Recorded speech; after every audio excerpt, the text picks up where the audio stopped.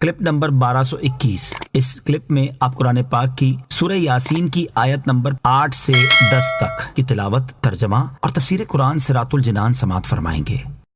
بسم اللہ الرحمن الرحیم۔ ترجمہ: اللہ کے نام سے شروع جو نہایت مہربان رحمت والا ہے۔ اِنَّا جَعَلْنَا فِي أَعْنَاقِهِمْ أَغْلَالًا فَهِيَ إِلَى الْأَذْقَانِ فَهُمْ مُقْمَحُونَ۔ ترجمہ: ہم نے ان کی گردنوں میں توق ڈال دیے ہیں تو وہ ٹھوڑیوں تک ہیں، تو وہ اوپر کو منہ اٹھائے ہوئے ہیں۔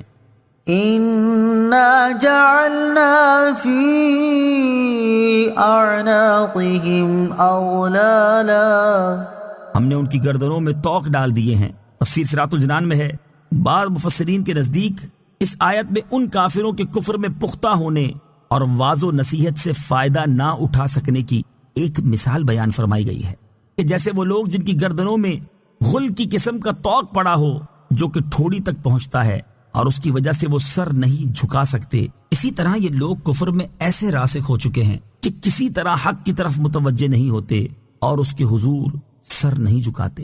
بعض مفسرین نے فرمایا ہے کہ یہ ان کے حقیقی حال کا بیان ہے اور جہنم میں انہیں اسی طرح کا عذاب دیا جائے گا، جیسا کہ دوسری آیت میں اللہ تعالیٰ نے ارشاد فرمایا، اِذِ الْأَغْلَالُ فِي أَعْنَاقِهِمْ۔ ترجمہ: جب ان کی گردنوں میں توق ہوں گے۔ شان نزول: یہ آیت ابو جہل اور اس کے دو مخزومی دوستوں کے بارے میں نازل ہوئی۔ اس کا واقعہ کچھ یوں ہے کہ ابو جہل نے قسم کھائی تھی کہ اگر وہ سرکار دو عالم صلی اللہ تعالی علیہ وآلہ وسلم کو نماز پڑھتے دیکھے گا تو پتھر سے سر کچل ڈالے گا۔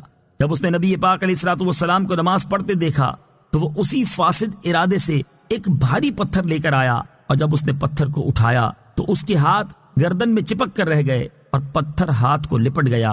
یہ حال دیکھ کر وہ اپنے دوستوں کی طرف واپس لوٹا اور ان سے واقعہ بیان کیا تو اس کے دوست ولید بن مغیرہ نے کہا، یہ کام میں کروں گا اور ان کا سر کچل کر ہی آؤں گا۔ چنانچہ وہ پتھر لے کر آیا اور حضور اکرم صلی اللہ تعالی علیہ وسلم ابھی نماز ہی پڑھ رہے تھے۔ جب وہ قریب پہنچا تو اللہ تعالیٰ نے اس کی بینائی سلب کر لی۔ وہ پیارے آقا علیہ الصلوۃ والسلام کی آواز سنتا تھا لیکن آنکھوں سے دیکھ نہیں سکتا تھا۔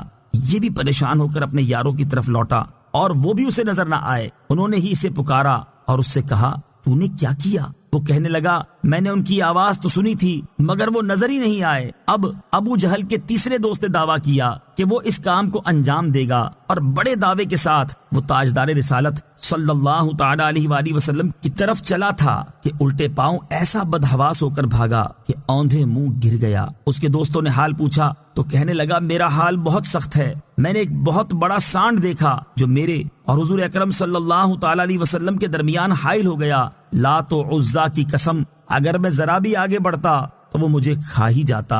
اس پر یہ آیت نازل ہوئی۔ وَجَعَلْنَا مِن بَيْنِ أَيْدِيهِمْ سَدًّا وَمِنْ خَلْفِهِمْ سَدًّا فَأَغْشَيْنَاهُمْ فَهُمْ لَا يُبْصِرُونَ۔ ترجمہ: اور ہم نے ان کے آگے دیوار بنا دی اور ان کے پیچھے بھی ایک دیوار بنا دی، پھر انہیں اوپر سے بھی ڈھانک دیا تو انہیں کچھ دکھائی نہیں دیتا۔ وَجَعَلْنَا مِن بَيْنِ أَيْدِيهِمْ سَدًّا، اور ہم نے ان کے آگے دیوار بنا دی۔ تفسیر صراط الجنان میں ہے، یہ بھی مثال کا بیان ہے کہ جیسے کسی شخص کے لیے دونوں طرف دیواریں ہوں اور ہر طرف سے راستہ بند کر دیا گیا ہو تو وہ کسی طرح منزل مقصود تک نہیں پہنچ سکتا۔ یہی حال ان کفار کا ہے کہ ان پر ہر طرف سے ایمان کی راہ بند ہے، ان کے سامنے دنیا کے غرور کی دیوار ہے اور ان کے پیچھے آخرت کو جھٹلانے کی، اور وہ جہالت کے قید خانے میں قید ہیں جس کی وجہ سے آیات اور دلائل میں غور و فکر کرنا انہیں میسر نہیں ہے۔ یاد رہے کہ ازلی کفار پر ہدایت اور ایمان کی راہ بند کر کے ان پر جبر نہیں کیا گیا، بلکہ انہوں نے خود جو کفر پر اصرار کیا، تکبر، عناد اور سرکشی کی راہ کو مستقل اختیار کیا، اس عظیم جرم کی سزا کے طور پر ان کے لیے ایمان کا راستہ بند کر دیا گیا ہے، لہٰذا اس پر کسی طرح کا اعتراض نہیں کیا جا سکتا۔ وَسَوَاءٌ عليهم أأنذرتهم أم لم تنذرهم لا يؤمنون. ترجمہ: اور تمہارا انہیں ڈرانا اور نہ ڈرانا ان پر برابر ہے، وہ ایمان نہیں لائیں گے. وسواء عليهم أأنذرتهم أم لم تنذرهم. اور تمہارا انہیں ڈرانا اور نہ ڈرانا ان پر برابر ہے.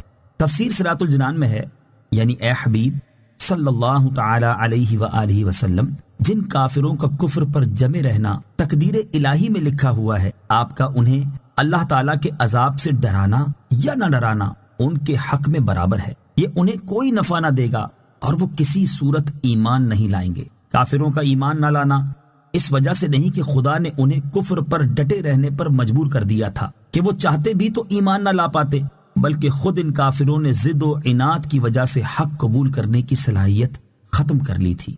یاد رہے کہ رسول کریم صلی اللہ تعالی علیہ وآلہ وسلم کا کافروں کو اللہ تعالیٰ کے عذاب سے ڈرانا آپ صلی اللہ تعالی علیہ وآلہ وسلم کے اپنے حق میں نہ ڈرانے کے برابر نہیں ہے، کیونکہ ڈر سنا کر آپ نے تبلیغ کی ذمہ داری پوری کر دی اور آپ صلی اللہ تعالی علیہ وآلہ وسلم کو تبلیغ کرنے کا سوال